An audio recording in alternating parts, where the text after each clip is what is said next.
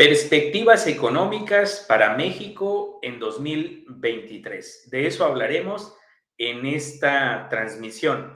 Esta es una síntesis de la conferencia que ofrecí en la Benemérita Universidad Autónoma de Puebla. Entonces vamos a hablar sobre este asunto. Para ello voy a apoyarme en las siguientes diapositivas que ahora ustedes están viendo en pantalla. Pues bien, las variables que estimamos el valor que podrían tener a finales de 2022 y 2023 son las variables del crecimiento del Producto Interno Bruto y de la variación del Índice Nacional de Precios al Consumidor, conocida como inflación. Y bueno, lo que hicimos fue evaluar cuál ha sido su evolución, cuál sería el pronóstico y cuáles son los riesgos de las estimaciones o de los pronósticos realizados. En primer lugar, en esta gráfica se muestra la evolución de la producción en México. Noten que hay unas franjas grises que tienen que ver con las recesiones. La línea azul tiene que ver con el PIB observado, la línea naranja con el PIB tendencial y la línea verde con el ciclo. Utilicé el enfoque de ciclos de crecimiento, así como el filtro de Hodrick-Prescott. Como los datos son trimestrales, un lambda de 1600. Pues bien, entonces estos son los resultados, esta es su tendencia. Lo que este resultado nos dice en términos generales, pues es que hay recesiones frecuentes en la economía mexicana y que esto ha provocado que el valor del PIB tendencial pues se reduzca. Y esto es preocupante, evidentemente, porque va a generar una caída de largo plazo del bienestar de los mexicanos, de nosotros. Y bueno, también el otro dato que aporta esta gráfica, pues es que hay crisis recurrentes, caídas muy profundas, como la de los 90, como la del 2007-2009 y más recientemente la del 2020. Entonces esto claramente es una pérdida de bienestar visto en una perspectiva de largo plazo. Enseguida lo que estamos viendo son las fases. Un ciclo se compone de al menos dos fases, una fase de expansión, una fase de recesión. Identifiqué 4 ciclos completos, es decir, de fondo a fondo o de pico a pico, depende cómo quieran hacerlo, pero bueno, al final 4 ciclos completos, como pueden ver en pantalla, y en recesiones, pues 5 recesiones, pero 4 particularmente graves. La más grave de todas, pues la más reciente, ¿verdad? Porque la caída de la economía en promedio fue de 10.83%, comenzó en el tercer trimestre del 2018 y terminó en el segundo trimestre del 2020. Este detalle es importante de cuándo inicia, cuándo termina, porque no está asociado el ciclo económico necesariamente con el ciclo político. Es decir, el problema de caída de la economía venía dándose hacia el fin del sexenio 2012-2018 y se presenta con más fuerza en el sexenio 2018-2024. Entonces, hay que considerar esos elementos técnicos. Y bueno, ¿cómo calculamos los ciclos con esta metodología de entrada de ciclos de crecimiento? Pues bueno, tenemos los valores del PIB en valores reales desestacionalizados, les aplicamos el filtro HP, obtenemos la serie de tendencia, obtenemos la serie de ciclo y utilizamos un factor de suavizamiento por ser datos trimestrales de 1600. Aquí les ofrezco que si alguien quiere información adicional sobre esta metodología, voy a colocar en el video los artículos que he publicado donde explico a detalle esta metodología, pero también me pongo a disposición de ustedes a través de la caja de comentarios, a través de mis redes sociales y por supuesto correo electrónico para poder apoyarles y aplicar esta metodología si la consideran útil para lo que estén haciendo. Y las reglas para identificar las etapas del ciclo, pues son dos. El pico es el trimestre con mayor valor del PIB durante un periodo de expansión económica, y un periodo de expansión económica es un periodo de 4 más trimestres en los que el PIB está por encima de sus valores de tendencia. Del otro lado, de manera como un espejo, un fondo es el trimestre con menor valor del PIB durante un periodo de recesión. siendo una recesión un periodo de 4 o de más trimestres consecutivos en los que el PIB está por debajo de sus valores de tendencia, ¿de acuerdo? Esa es la metodología muy sencilla para identificar las etapas del ciclo y esto tiene que ver con lo que he presentado. Bueno, ya pasamos directamente de la evolución del PIB a lo que va a ocurrir en 2022 y 2023. En 2022 estimamos que la economía va a crecer 2.3%, mientras que en 2023 1.4%, con lo que estamos pronosticando una contracción de la economía, un bajo crecimiento para este y el siguiente año. El método de pronóstico que finalmente elegimos, tanto para este caso como el de la inflación, fue el método de suavizamiento exponencial Hot-Winters aditivo. Hicimos algo muy sencillo que fue, teníamos los valores observados del PIB y teníamos 4 modelos de pronóstico y lo que hicimos fue pronosticar valores ya observados del 94 al primer trimestre del 2022. Aquel modelo que minimizara la diferencia entre el valor observado y el valor que se estaba pronosticando, pues claro, era el mejor modelo y por eso se ha utilizado el modelo Hot-Winters aditivo. Igual que en el caso de la metodología de ciclos de crecimiento, me pongo a disposición de ustedes para darles información adicional sobre cómo se realizan estos ejercicios de pronóstico y estas experimentaciones económicas. Ahora, quiero remarcar que el Banco de México y la Secretaría de Hacienda coinciden con nosotros, con el Laboratorio de Problemas Estructurales de la Economía Mexicana de la UACJ. Coinciden en el año 2022, son pronósticos muy semejantes o semejantes, pero para el 2023 ya no. Para el 2023 sí coincidimos con el Banco de México, pero no con la Secretaría de Hacienda y Crédito Público. Como pueden ver, es mucho más optimista. Se me había olvidado aclararles que el Banco de México y estos escenarios centrales los tomamos del reporte sobre lo que es la política monetaria del segundo trimestre del 2022, mientras que la información de escenario central de pronóstico para la Secretaría de Hacienda lo tomamos de los criterios generales de política económica 2023. Bien, ¿qué podría provocar, de acuerdo al Banco de México, que el crecimiento fuera todavía menor al pronosticado o que fuera menor, ¿verdad? Bueno, la demanda externa de los Estados Unidos. En este momento se está discutiendo si en Estados Unidos se va a presentar o ya se presentó una recesión. En caso de que se concrete la recesión, pues evidentemente esto va a tener un efecto negativo sobre nuestro crecimiento porque nuestros vecinos, los norteamericanos, pues van a tener poco ingreso y claro, van a demandar menos del resto del mundo, particularmente de México, generando un menor crecimiento hacia el sur del río Bravo. Y bueno, también que el comercio siga teniendo problemas, las cadenas globales de mercancías, los suministros, pues también esto pegaría negativamente al PIB. La facilidad o no de financiamiento, si el año que viene hay problemas de financiamiento para las empresas y para los consumidores, pues esto va a provocar un menor crecimiento. La inversión, tanto nacional como extranjera, si no se recupera, pues va a generar un menor crecimiento. La famosa pandemia que todavía no parece terminar al 100%, podría generar también un escenario de menor crecimiento en caso de continuar.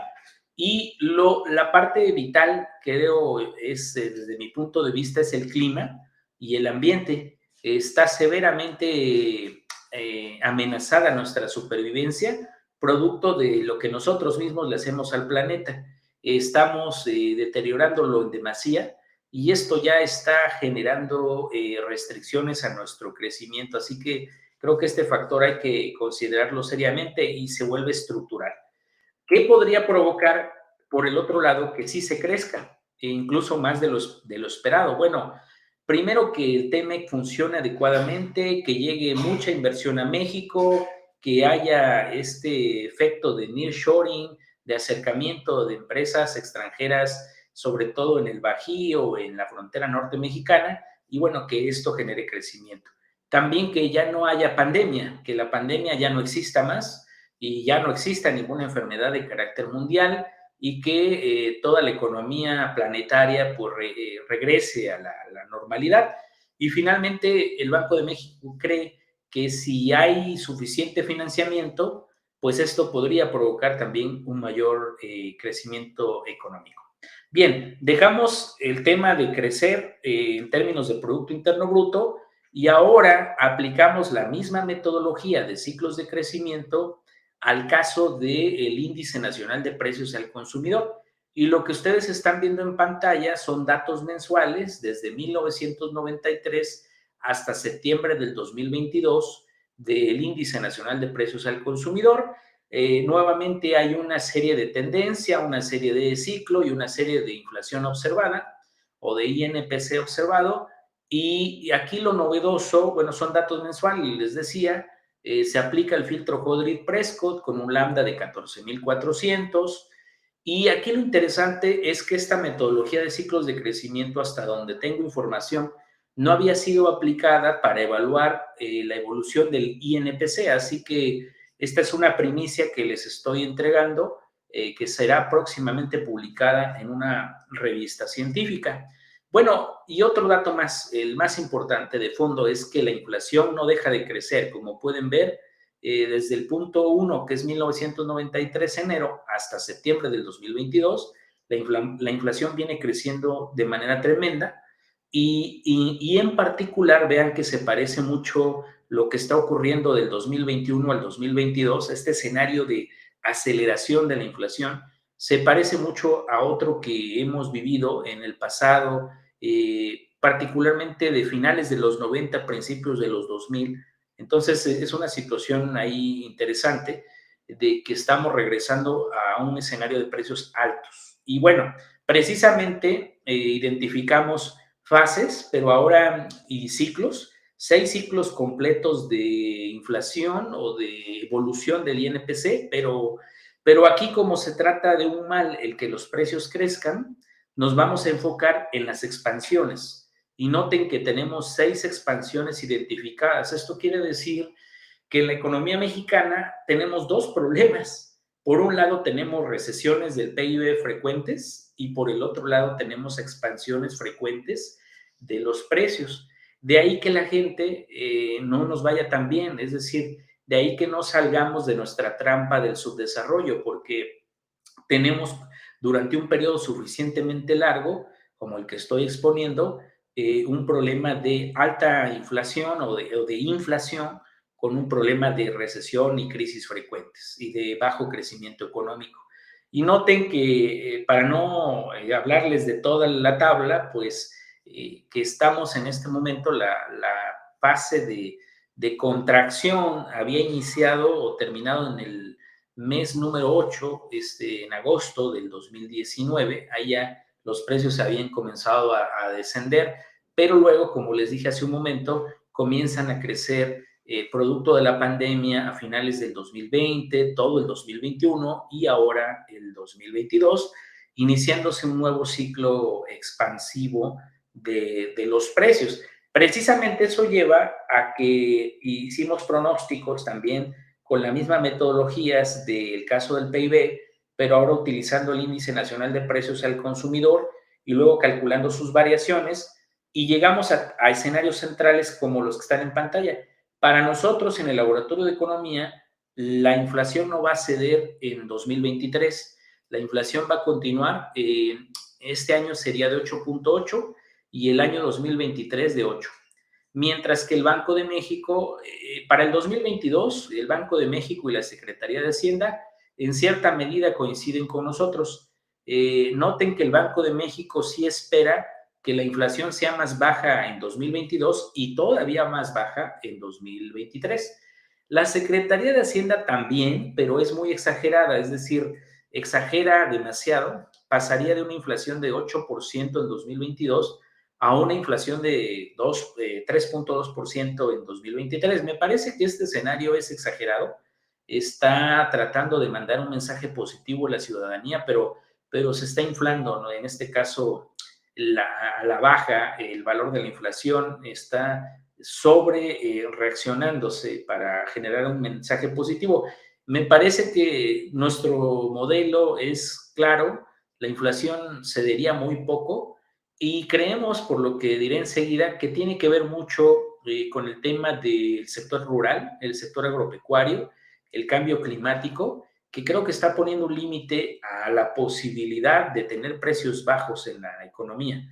Entonces, viene, creo, desde el laboratorio de confirmarse nuestros pronósticos, es decir, de ganar en la carrera del pronóstico a Banco de México y Secretaría de Hacienda y Crédito Público, lo que nuestro laboratorio está diciéndole al mundo, pues es que viene precios altos por una temporada más, es decir, podrían ser 2 años, podrían ser 5 años o podría ser una década. Son escenarios que han vivido las economías mundial en el pasado y que no nos sorprendería que hoy se volviera a presentar, dado que venimos saliendo de un escenario no esperado de pandemia, de una guerra entre Rusia y Ucrania y la posibilidad de un nuevo conflicto bélico entre Corea del Norte y Japón. En fin, tenemos muchos riesgos. Precisamente el Banco de México ya consideró algunos de ellos, considera que la inflación puede ser más alta si la inflación de la que hablaba yo hace rato, subyacente, persiste elevada, si hay presiones inflacionarias del exterior, si hay conflictos geopolíticos que presionan a la alza los alimentos o los energéticos, si hay depreciaciones cambiarias. Por cierto, hasta ahora no hemos tenido un escenario de depreciación cambiaria fuerte, o bien también está pensando que los salarios se van a incrementar a fin de año, principios del siguiente, y esto podría provocar que el fortalecimiento de la inflación. Aquí quiero hacer un punto de los salarios. Los salarios me parece que contractuales deberían de incrementarse entre 8 y 10% para este fin de año. Ya veremos qué se decide porque obviamente el Banco de México no quiere que se dé este escenario, ¿verdad? Porque en su función de controlar precios, pues quisiera que los salarios no se incrementaran mucho, pero la verdad es que es necesario porque sí la inflación se ha movido bastante a la alza durante el 2022 y como decíamos, nuestro pronóstico es que cierre en 8.8% y por lo tanto un incremento justo al salario pues tendría que ser entre 8 y 10% contractualmente. Y bueno, claro, los salarios nominales seguramente se van a incrementar de manera importante, incluso más allá del 10%, quizás hasta un 20%, producto precisamente del escenario que estamos viviendo. ¿Y qué podría provocar que la inflación fuera menor? Bueno, pues precisamente que la economía crezca poco. Al crecer poco la economía, como hemos anticipado, que crecería en 2023 1.4%, precisamente la gente tiene menos poder de compra y en consecuencia eso podría obligar a que la inflación se redujera. También que ya no hubiera conflicto entre Rusia y Ucrania, ¿verdad? Que llegaran a un acuerdo de paz y que Norcorea pues dejara de amenazar a los japoneses, a Corea del Sur, y de esa manera pasar una nueva etapa de paz que normalice la actividad productiva en el este de Asia y que las cadenas de producción y distribución se vuelvan nuevamente eficientes como las teníamos antes de la pandemia y bueno, que las presiones de costos, sobre todo las de contratación laboral, pues no presionaran a los precios, es decir, que finalmente se lograra que no hubiera un aumento sustantivo en los salarios, básicamente ese es el mensaje que manda el Banco de México. Eso es una mala noticia para todos nosotros, porque siempre nominalmente queremos ganar más cada año, ¿verdad? Es un reclamo básico. Pero bueno, en este caso el Banco de México dice, si tú ganas nominalmente más, lo que va a provocar es que haya mayores precios y por lo tanto que realmente no tengas ninguna ganancia. En fin, es un debate ahí interesante en la economía. Y bueno, como preocupado por el crecimiento desde una perspectiva ortodoxa, pues ¿qué hacer para crecer? Tenemos un reto estructural, ya no pensar solo en el corto plazo, sino en el largo plazo. De largo plazo, México necesita tener políticas fiscales, monetarias y cambiarias que sean contracíclicas. Necesita tener una mayor inversión pública, que esta inversión esté generalizada en todo el país, que sea permanente y que sea contundente, es decir, que no se desvíe en el punto último que menciono, que es la corrupción, es decir, que no se esté utilizando para crear riquezas personales. Y bueno, la inversión en ciencia y tecnología siempre será factor para el crecimiento, así como la seguridad, el combate a la violencia, el fortalecimiento del Estado de Derecho y lo que he escrito bastante, pues que haya política industrial activa. Es importante que México cuente con grandes campeones nacionales en sectores estratégicos en todas las regiones del país. Eso es política industrial activa, eso se requiere y para fortuna de nosotros, en septiembre, como ya se los había comentado en otro video, el gobierno federal a través de la Secretaría de Economía lanzó este documento rumbo a una política industrial en el que reconoce la importancia de tener una política industrial activa y a partir de ahí generar crecimiento, empleo e ingresos para México con una visión de largo plazo. Esperemos que esta propuesta se lleve a cabo porque, como ustedes saben, ha habido muchos cambios en la Secretaría de Economía. La persona que lanzó este documento ya no está y esperemos que Raquel Buenrostro, que es la nueva titular de la Secretaría de Economía, pues lo retome y lo eche a andar porque nos parece que es una buena iniciativa y va en la dirección justo de lo que reclamamos varios intelectuales mexicanos que estamos precisamente adscritos al Consejo Nacional de Ciencia y Tecnología mexicano. Pues bien, esta era la presentación que quería hacerles, muy rápida, les decía, es una síntesis de lo que presenté en la Benemérita Universidad Autónoma de Puebla. Espero que les sea de ayuda. Voy a agregar algunos links a artículos que he publicado en los que me apoyé para esta presentación. En su momento haré otro video cuando ya se publique en una revista científica estos escenarios de pronóstico. Y bueno, también los invito a darle like a este video, a compartirlo. Y les recuerdo que esta actividad la realizo como parte de mi obligación al estar adscrito al Sistema Nacional de Investigadores, al Consejo Nacional de Ciencia y Tecnología, y reafirmo que creo firmemente que el CONACYT hace bien al motivarnos a realizar actividades de divulgación científica. Esta información que les doy, yo espero les sea de utilidad para sus vidas, puedan tomar mejores decisiones, puedan informarse de buenas fuentes y acercarse a la comunidad científica que ustedes financian con el pago de sus impuestos. Les agradezco, nos vemos en el próximo video, que se encuentren muy bien, disfruten todo, hasta la próxima.